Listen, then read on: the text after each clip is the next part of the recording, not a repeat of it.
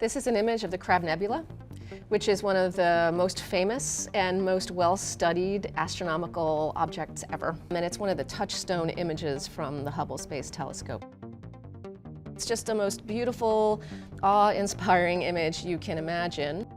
Technically, it's actually called a pulsar wind nebula, and we can connect it to events in history going back to the year 1054, where Chinese astronomers recorded the appearance of a new star, which they called a guest star. That got incredibly bright, that you could see it during the daytime, which we now know was a supernova explosion that was visible to the naked eye during the day for about 2 weeks, maybe longer. What we're seeing here, this filamentary structure, is actually density variations in that material.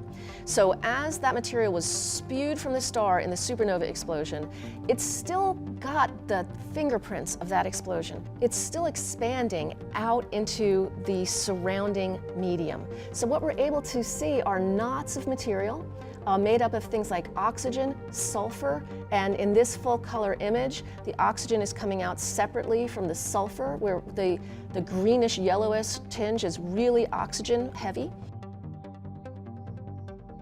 Embedded in this nebula is the pulsar at the center, and it's very energetic, so it's spewing out energy at all wavelengths, actually.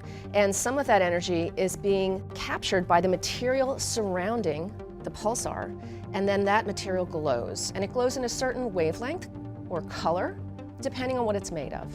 So all the material that we're seeing here is actually from the star itself. It's been blown out in that supernova explosion. But it's being illuminated by the pulsar in the center.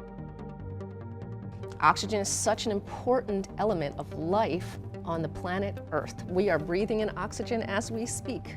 Where did that oxygen come from? It came from the hearts of stars. They made the oxygen in fusion and they expelled it back into the interstellar medium. We're actually watching that happen here. Maybe someday there will be a planet there with an atmosphere that includes oxygen that can be breathed by living organisms like us.